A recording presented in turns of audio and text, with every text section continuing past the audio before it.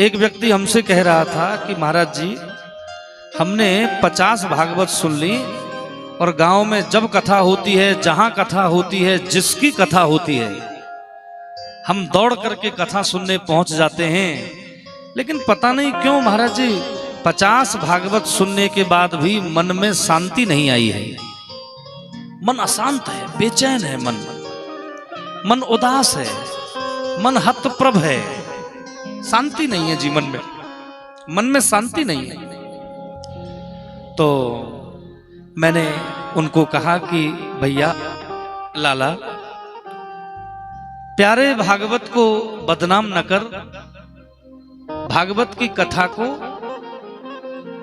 बदनाम न कर। ऐसा नहीं हो सकता कि जिसने मन से दत्त चित्त होकर के, एक निष्ठ होकर के, जिसने कथा का श्रवण किया होगा, उसका मन एकाग्र न हो, ऐसा तो हो ही नहीं सकता।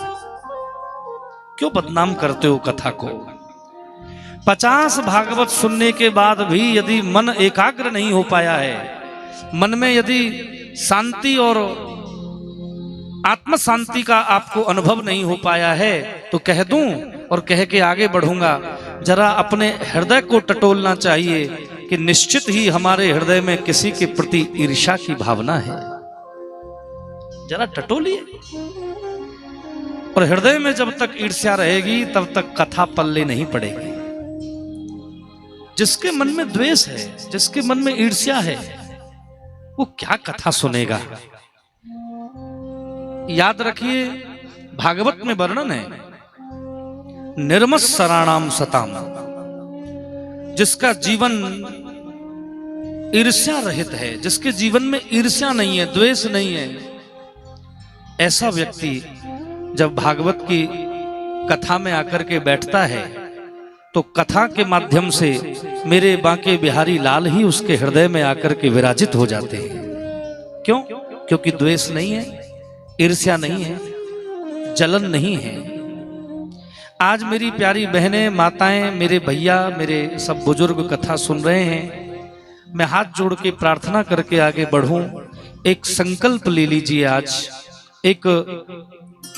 एक प्रतिज्ञा ले लीजिए, एक संकल्प ले लीजिए, एक वचन ले लीजिए कि मैं अब अपने जीवन में किसी से ईर्ष्या नहीं करूंगा, मैं किसी से नहीं जलूंगा, किसी से द्वेष नहीं रखूंगा। मैं सबके प्रति मुदिता का भाव रखूंगा, सबके प्रति स्वीकार्यता का भाव रखूंगा। जहां तुलना होती है वहां ईर्ष्या जन्म ले ही लेती है। जहां आप एक की तुलना दूसरे से करने लगते हैं तो वहां रिश्तों में कड़वाहट आ ही जाती है। एक संकल्प लीजिए। आज आप बहुत अच्छी हैं, बहुत अच्छे से कथा सुन रही हैं। वो अलग बात है कि आते जाते सबको, हमारी बहनें कथा पर कम ध्यान है और आने वालों पर कौन आ रहा है, कोई सखी सहेली आ जाए तो उसे दूर से ही करेंगे।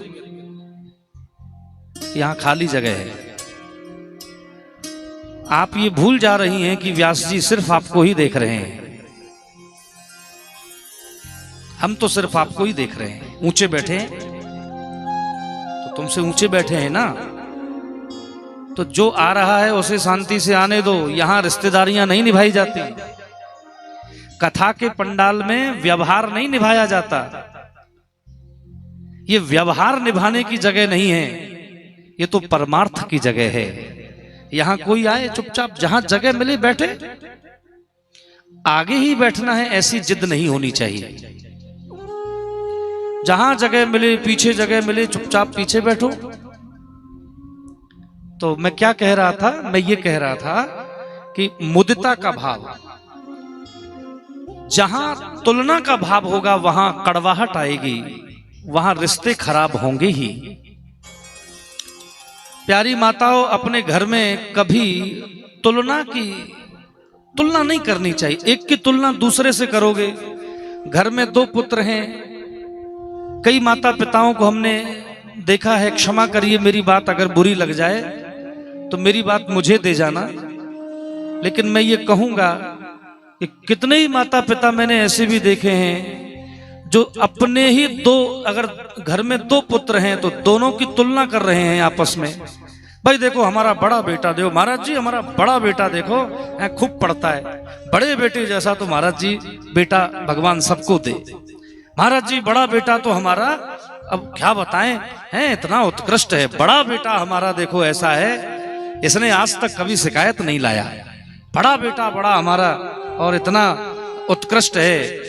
तो जब आप बड़ा बेटा बड़ा बेटा बड़ा बेटा करते रहते हैं तो छोटे के मन में फिर धीरे धीरे ही सही लेकिन कड़वाहट आने लग जाती है कि यार हमारे पिताजी बड़ा बेटा बड़ा बेटा बड़ा बेटा और हम तो कुछ है ही नहीं इनकी दृष्टि में।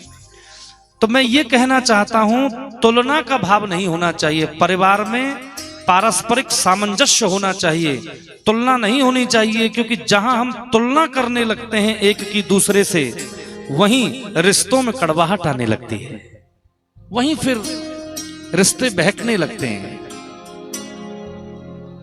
मुदिता का भाव होना चाहिए, स्वीकार्यता का भाव होना चाहिए और ऐसा संकल्प जीवन में आना चाहिए कि अब हम ठाकुर जी के हैं, अब हम श्री हरि के हैं, श्री गोविंद के हैं।